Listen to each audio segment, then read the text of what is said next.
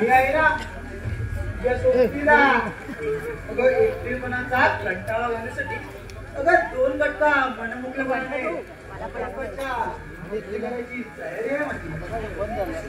परपुरुषासोबत गप्पा मारत बसणं ही माझ्या घराण्याची रीत नाहीये, कळलं? रीतीचं शहाणपणा तू मला शिकवतो. अगं रीतीरिवाज गुंडाळून देऊन ना त्या भावाने माझ्या बहिणीला नादी लावलाय आणि मूर्ख सुनंदा आता त्याच्याशी लग्न करायची इच्छा करते. सुनंदाला जरी अक्कल नसली ना तरी मी माझी अक्कल कुठे लहान टाकलेली नाही. माझ्याशी खोटं बोलून बोलत असले ना लग्न मोडले तिला. सुनंदाला अक्कल नसली ना तरी मी माझी अक्कल कुठे असली लहान टाकलेली नाही. चार चौघात माझ्या अब्रूचा भिंडावडा करायचा नाही. यापेक्षा त्या गळ्यात दगड बांधल्याने विहिरीत टाकून दे. बहीण तुझी आहे तेव्हा तिचं काय करायचं ना ते तू ठरव. आम्ही तुला काय कोणीही अडवायला येणार नाहीये. पण ज्याच्या नादाने ती बहकले ना ते तुझा गाण्या भाऊ आहे. सगळा परवा विहिरीत उडी मारून कोणत्या पुण्यावर सगळा कोणता नाही जागच्या जागी ढाल असतं ना तर दुष्काळ पडला असता. माझ्या घरात याचा अभद्र बोलशील ना तर किडे पडतील मेला तुझ्या तोंडात. त्याचा विषय तू कशाला म्हणतेस? मी गंभीर आहे का? जाता येताना तुझ्या एक भयाची गोष्ट सांगतो. आपल्या दोघांची भयाची आहे. अगं बरेच दिवस मनापासून बोलण्याचं धाडस नव्हतं. आज एकटीच आहेस तेव्हा काय म्हणायचं काय तुला? अर्थ सरळ आणि सोपा आहे. आजवर ना अनेक दिवस तुझ्या सौंदर्यावर माझं मन पडले. आजवर अनेक मुलींची स्थळ येऊन सुद्धा ना मी लग्नाला नकार दिलाय. कारण फक्त तुझ्याशी लग्न करण्याच्या इच्छेने. विक्रांत, अरे माझ्याजवळ ही अशी प्रेमाची भाषा करायला धाडस कुठून आला तुझ्याकडे? त्यात अवघड काय रे? अगं पिकलेला आंबा बघितल्यावर माणसाच्या तोंडाला पाणी सुटणे हा तर माणसाचा स्वभाव धर्म आहे. बघ तुझी संमती असेल तर पप्पांची जवळ विषय काढतो.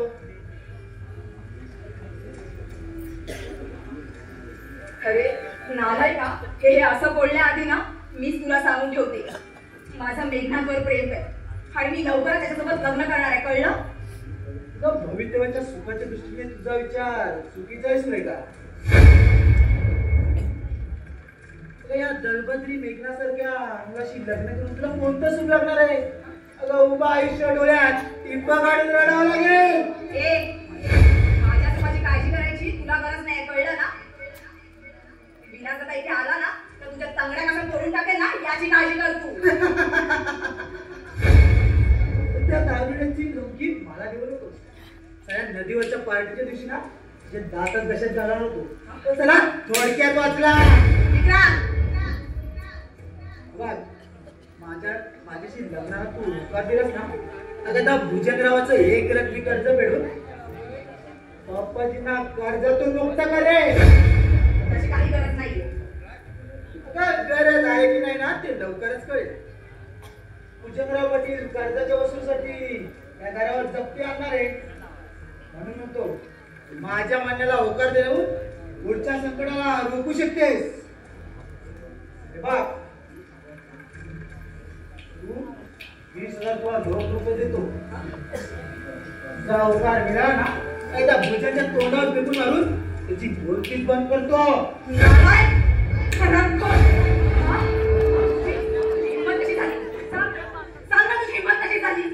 आता यापुढे जर एक शब्द सुद्धा उच्चारलास ना तर पुन्हा थोबड फोडून टाकेल तुझं, कळलं?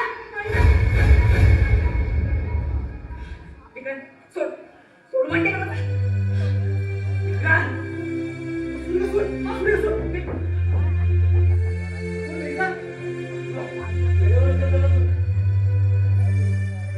तुझं या घरचं जवळचं ना ते. शिवाय तू सुरेखावर लग्न करणार आहेस असं ऐकलंय मी.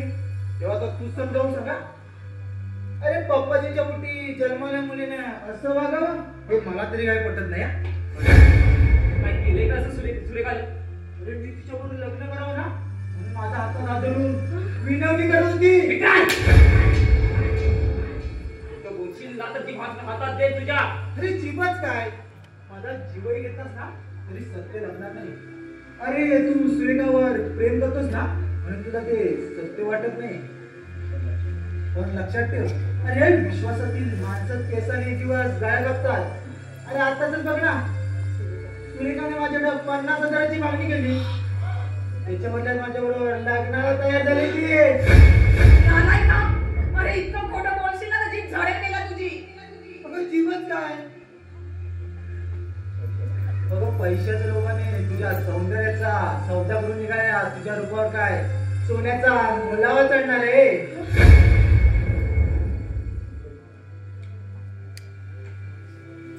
पण तू तरी का बसवतेस मेघनाथला?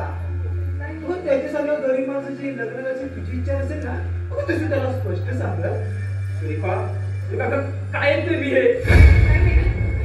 नालायक. जा चालतो माझ्या घरातून. जा म्हटलं ना. माझा रागीतला स्वाभाविकच आहे.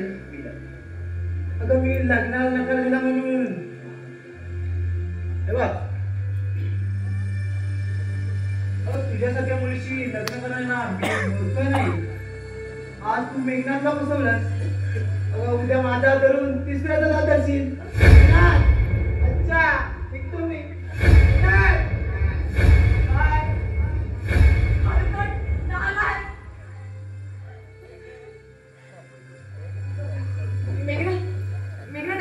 विक्रांतने जे काही सांगितलं ना ते सगळं खोटं आहे. तू सांगते ते खोटं आणि तू बोलतेस ते खरं. म्हणजे त्या नालायक विक्रांतच्या शब्दावर तू विश्वास ठेवणार आहे.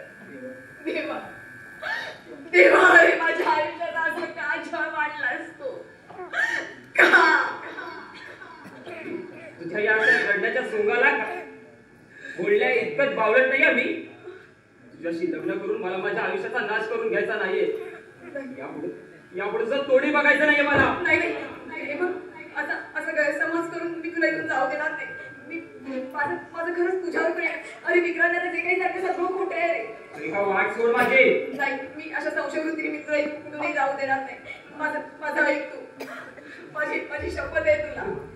तुझी शपथ पाळायला मोठी प्रतिमाच लागून गेलीच नाही का? पाटील सांगतोय, वाट सोड माझी. अरे विचार ना तुझ्या बहिणीला. तुझा विरोध असताना सुद्धा मी हिच्यावर जीवापाड प्रेम केलं रे.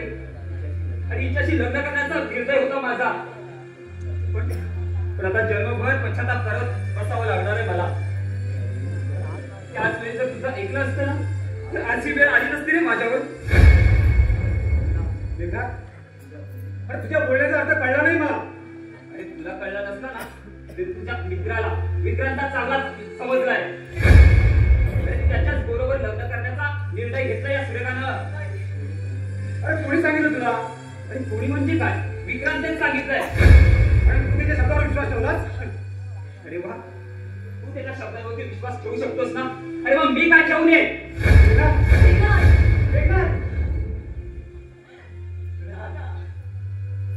तुझ्या कुठून सांग, काय ते फरक कळून दे ना मला. काय सांगू दादा आता? मगाशी विक्रांताला आलो होता इथे आणि त्याने मला लग्नाची मागणी घातली. मी त्याला नकार दिला आणि त्याचा थोबड सुद्धा मारला. पण त्यावेळी त्याने माझा हात पकडला आणि तितक्यात मेघनाथ आला आणि अचानक विक्रांतने त्याचा पावित्रच बदलून टाकला आणि मग त्यामुळे मेघनाथचा गैरसमज झाला रे.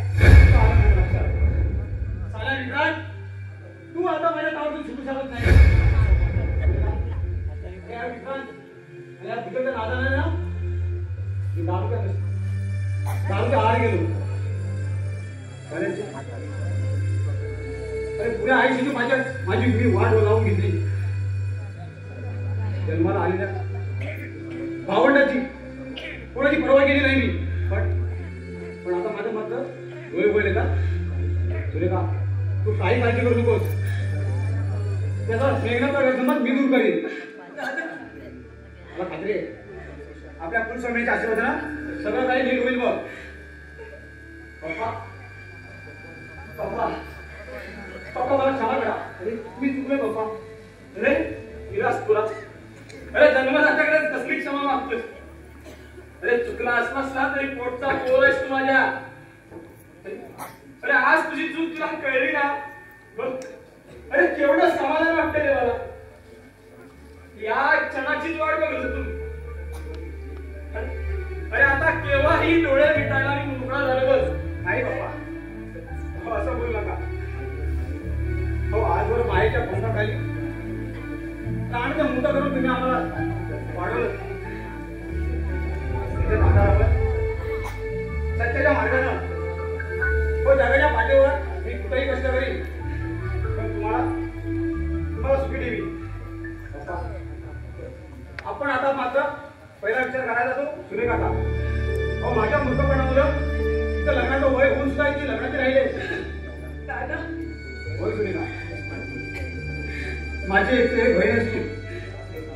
अरे मी कुठेही घाण राहील पण तुझ्या लग्नात मी काही कमी करून देणार नाही. अरे 8 दिवसापूर्वी गणेशच्या डोळ्यांचं ऑपरेशन झालं. आता त्यांच्या डोळ्याची पट्टी सोडली आणि गणेशला दिसू लागला ना की दुधात साखर पडल्यासारखं होईल बघ. पप्पाजी पप्पाजी अरे पप्पाजी काय तुम्ही आधी झालं? माझ्याबरोबर चला बघू. अरे काय झालं हे बाबल्या काय रे काय झालं कुठं जायचं म्हणतोस. अरे तुला सांगून काय फायद्याचं. ती उतरली असली तर ना आपल्या सुरेखा अगं त्याचं तरी काय चुकलं. अगं पहिलं मला ना कोणाची अशी ऐकायची सवय नव्हती. अरे विलास तू हे बोलतोयस. अरे मी नाही का माझा भूत. काय काही फरक पडायला दिसतो या बघू दे. आज तुझे पहिली बोलतोय. अरे तुझे बरोबर दिशेला उगवलाय. बाबल्या अरे तू कशाला आला होतास ते तरी सांग आधी. होय च्या मारी हो मुद्द्याचं सांगायचं विसरूनच गेलं. हो भुजंगराव पाटील आणि त्याचा साथीदार आणि मेघनाथ यांच्या लय जोरात बाचाबाची होते तेव्हा मेघनाथच्या म्हातारीने तुम्हाला बोलायला घडवलंय मला. चला बघू तुम्ही. चल चल मी गेल्याशिवाय मेघनाथ काय ऐकणार नाही. तू चल मी येतो हा सुरेखा.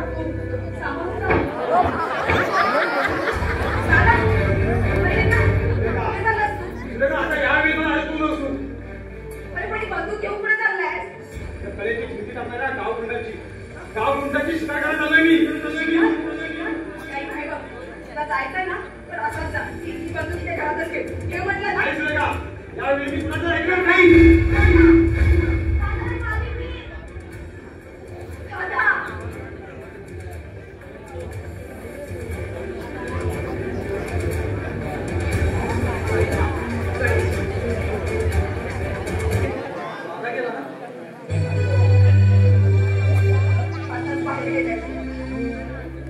बाहेर म्हणजे त्या भुजंगच्याच मदतीला गेला असेल. चला तो थांबतो त्या मेघनाथला शिव्या देतोय.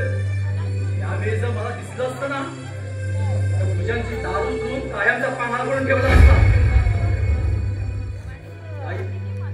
अगं आपला दादा अशा नालायक माणसांची संगत का करतो ना तेच कळत नाही बघ. गणेश अरे दादाने आता त्या नालायक मित्राची सगळं सोडून दिलीये. काय हा कुणी सांगितलं तुला हे? अरे स्वतः दादाने सांगितलंय. दादाने भुजंगावची संगत सोडली होय आणि हे तुला खरं वाटलं. म्हणजे तुला हे खोटं वाटतंय का. मला खरं वाटलं नाही. अगं भुजंगचं आणि दादाचं बोलणं चोरून ऐकलंय मी. म्हणजे अगं दादानं तुझ्या आयुष्याचा सौदा करण्याचा डाव मांडलाय ग. दादाची वागणूक इतक्या खालच्या थराला जाईल ना असं कधीच वाटलं नव्हतं. नाही अगं त्या वेड्या वासू सोबत तुझं लग्न लावण्याचा डाव वाईट आला होता. नाही माझा दादा आता असं माझ्यासोबत कधीच नाही करणार. मला खात्री आहे. 15 दिवसापूर्वी रामेश्वराच्या मंदिरात एकटाच बसलो. गाभाऱ्याच्या पाठीमागे दादाचं आणि भुजंगचं बोलणं चालू होतं. अगं दादानं भुजंगकडून 10 लाखाचं कर्ज घेतलंय आणि त्याच्या बदल्यात तुझा सौदा केलाय. तुझा सौदा केलाय. नाही गणेश, गणेश तू मुद्दाम हे सगळं खोटं बोलतोयस ना?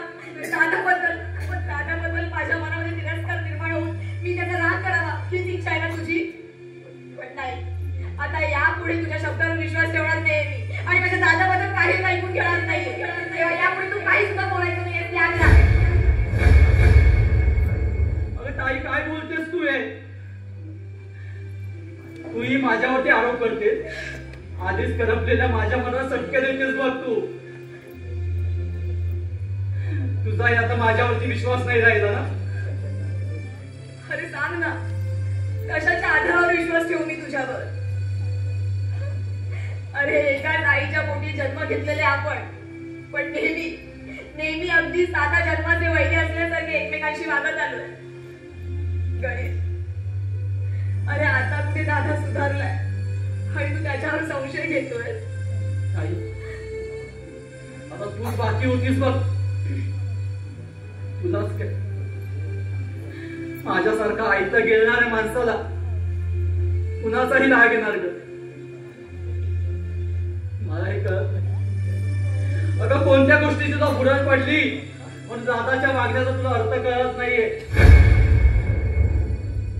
पैशाच्या मोहाला बळी पडून तू त्या मेघनाचं प्रेम पायदळी करून तू त्या वेळेला वासूसोबत लग्न करणार आहेस?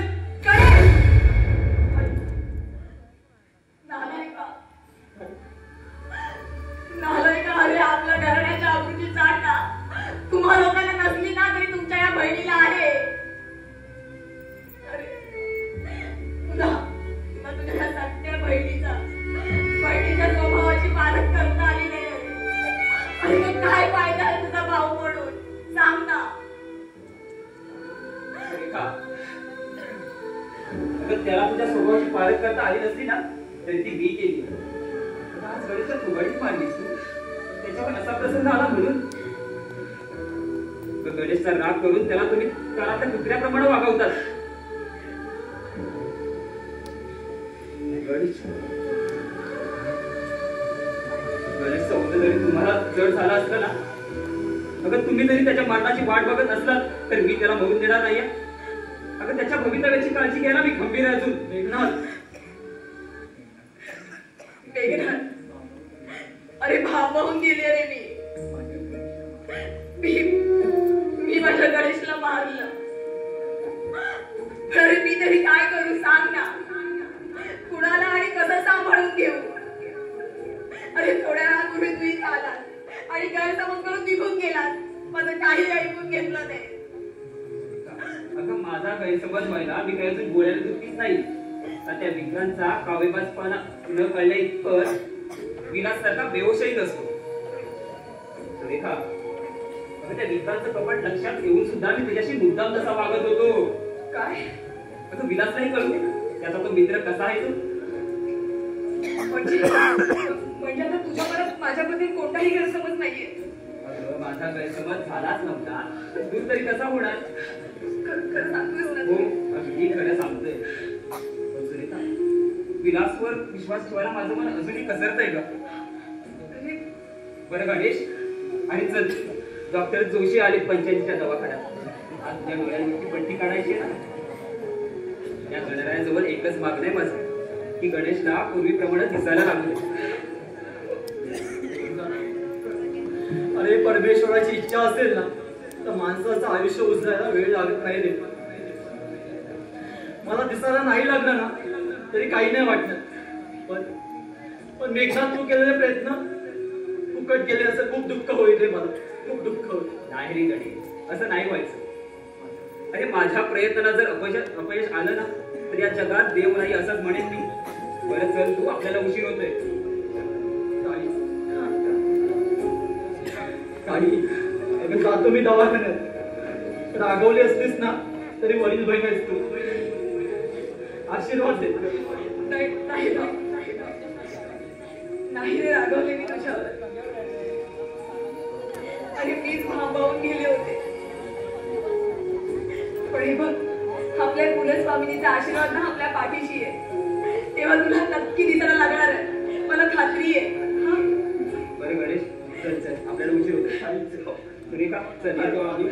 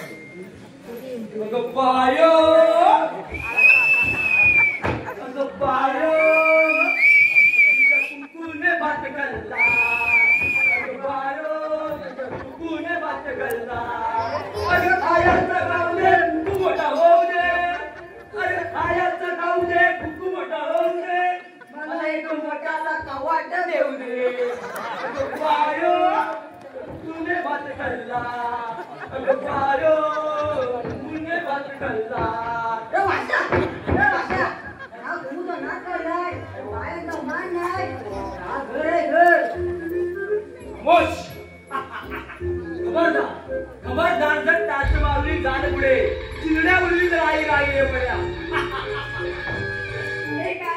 आला तुम्ही दोघे जण परत काय वाचू वाचतो हा वाचतो का वाचकडे वाचतोय त्या चक्रवेळेला तुम्ही नावाने हात मारताय त्याचा नदीच्या ठीक होणार नाही वाशा आता जातो जा जा बाबल्या जा त्याला घरी सोडून ये नका नका ताई साहेब तो असं बोलून आम्हाला दुःखाच्या काही जोडू नका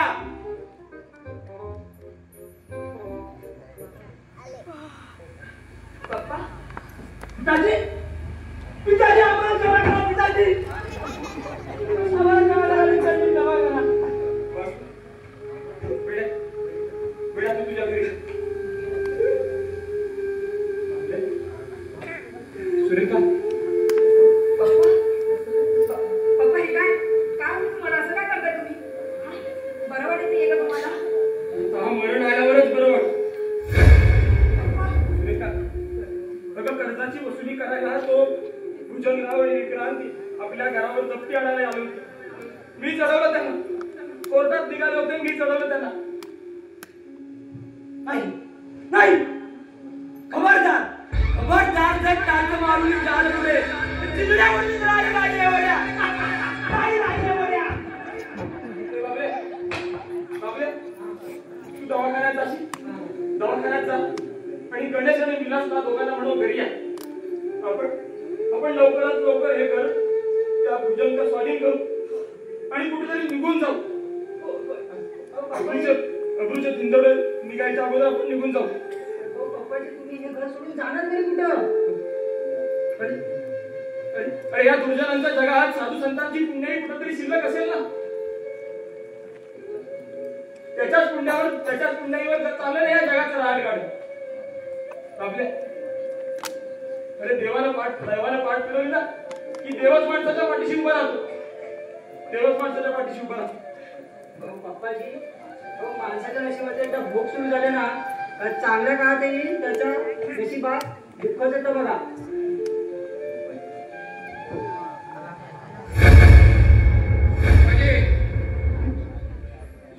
कोर्टातून जप्ती आणणार होतो पण तुम्ही विनंती केलात म्हणून मी माझा विचार बदललाय अहो आता गावातील प्रतिष्ठित माणसांच्या साक्षीनं होऊन जाऊ दे आपला व्यवहार बोला भाऊ आता बोलण्यासारखं काय उरलंय तुमची जर दातगिरी बदली असेल ना तर मीच सांगतो हे घर खाली करून ना कुठेही भीक मागायला मोकळे जाईल तुम्हाला आता सोबत असल्यावर दयावरून कोणी बी कळेल विक्रांत अरे तुझा नसेल ना तरी माझा देवावर पूर्ण विश्वास आहे अरे ज्या वेळेला ह्या माणसांची दारं बंद होतात ना त्यावेळेला न्यायाची दारं पुढे होतात आणि या संकट काळी देखील स्वाभिमानाने जगण्याची शक्ती ना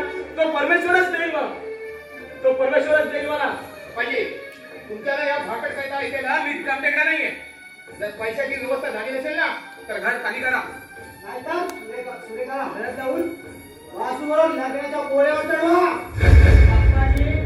या गावकुंडाच्या ना नंदीचा गोड घ्यावा असा राग येतोय मला ए गुरुवाच्या घंट्या गांधी सांभाळ आमच्या उगाच भांडणीत पडशील ना तर जाग्यावर चांगल्या राहणार तुझ्या ना पुढा काय नायनाट करून आहे ना तर गावातून सगळे हाकलून दे चल निघ अरे तिच्या तुला गलती करता तुम्ही मला होय अरे या गावच्या वचनदाराचा पोर आहे मी काय रे शेवड्या होय काम तुला दाखवत आता तुमच्या मूलपूरच्या गावच्या राखण मला अरे मोठा म्हणला बाबा मला म्हणला बाबा मला म्हणला बाबा तिला म्हणला तिला अरे कोण गाव तुझं अप्पाजी मास्तराला छान झाले यांचा तू नाही नटून जर माझी जबान घरी करून दाखवलीस तर तुझं नाव घेऊन दिवस अरे तुझ्यापैकी असे किती बघितले चल निघ.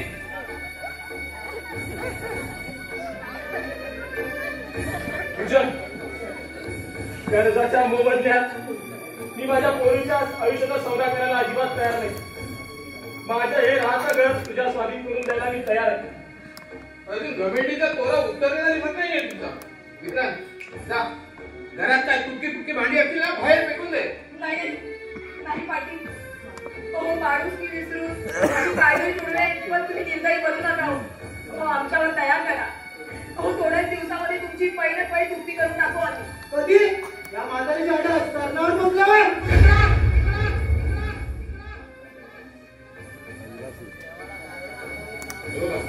आता ना दया मिळत काही नाही. त्या साऱ्या विलाचा ना मला नक्षा उतरवायचा आहे. साला कालपर्यंत माझ्या बरोबर मित्र म्हणून वावरला आणि आज माझ्या अंगावर बंदूक घेऊन येण्याचं धाडस केलं की नाही. आता माझा निर्णय पक्का आहे. एक तर या घर ताब्यात घेईल नाही तर सुरेखाचं वासूसोबत लग्न लावून देईल.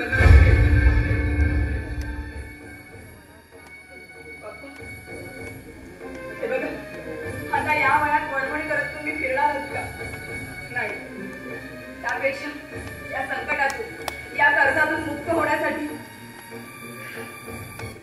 पूजनराव नाही बाप्पा पूजनराव मी तुमच्या भावाशी वासूशी लग्न करायला तयार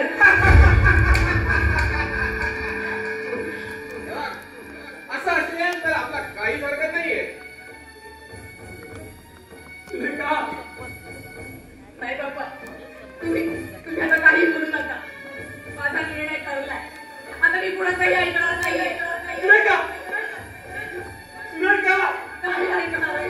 तू बस.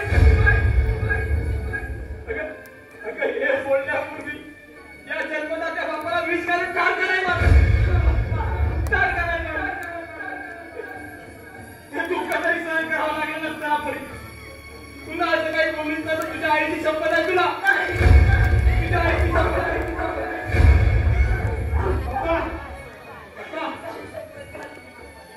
पप्पा चल चल पोरी आज जाऊन भांडी गुंडी गोळा करू. विलास कर्जाच्या मोबदल्यात आपल्याला हे घर तुझ्या गावाला स्वाधीन करायचं. नाही बाप्पा अहो असं कधीच घडणार नाही. हो हे घर म्हणजे धर्मशाळा नव्हे. हो ज्या घरात पवित्र संसाराचे धडे दिले जातात ना ते घर मी या गाव गुन्ह्याच्या साक्षीने ना विटाळू देणार नाही मी. तू जा लवकर कोर्टात जा आणि सारी कागदपत्र तयार कर. जा लवकर. याच गावात याच मातीत अरे जन्म घेऊन तुझ्या सगळ्या नादा उलट्या नादाच्या माणसाचा सगळे दिवस काढलेत मी. पण या पवित्र मंदिराची अब्रू विश्व टाकण्याला तुझ्या डावायला हाणून पाडीन मी.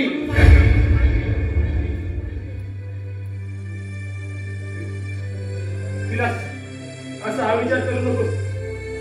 असा हा विचार करू नकोस. ते घर आपण भुजंगच्या स्वाधीन करू आणि आपण दूर कुठेतरी निघून जाऊ. विलास मेघनाथ बाबू मेघनाथ आणि गणेश गेले हॉस्पिटलला.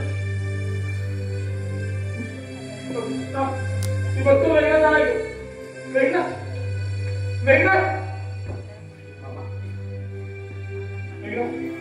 हे घर आपल्याला भुजंगाचा स्वाधीन करायचं आणि आपल्याला दूर कुठेतरी निघून जायचं. नाही पप्पा नाही. हो या गाव गुटाची ना मुर्देच पाठवतो आता मी. नाही तिला नाही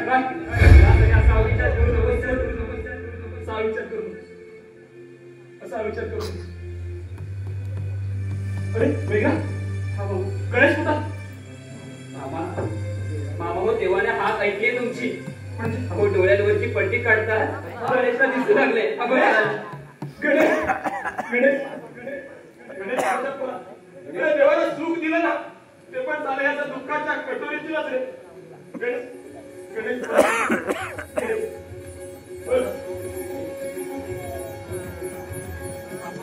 गणेश बस गणेश बस बस माझ्या राजा.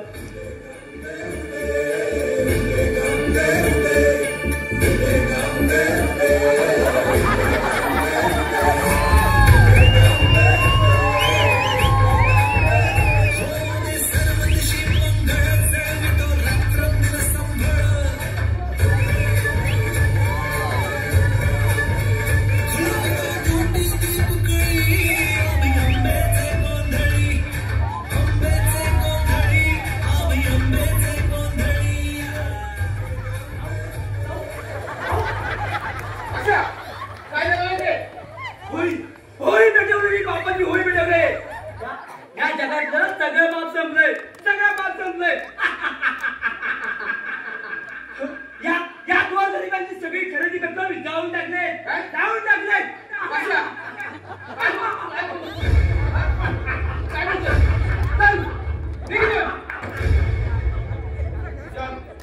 वेळेच्या भरात बोलत असताना वासूचे बोलाचे खरं आहे.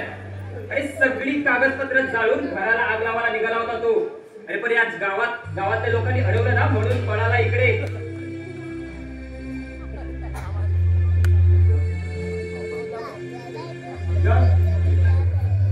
पापाचे घरे ना भरले तर काय काढता ऐकून. ठीक आहे लक्षात ठेवा कोर्टाची ना जप्ती जेवण नको घरावरती.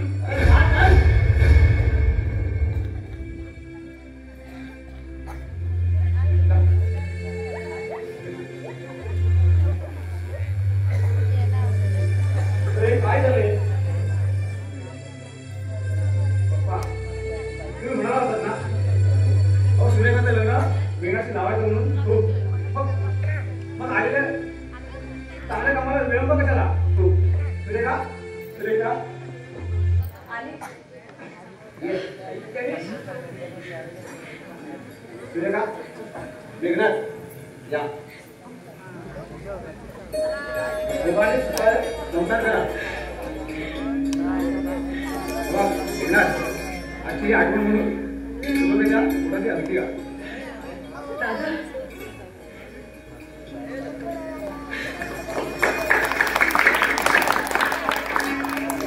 माझ्या पप्पांच्या पायामध्ये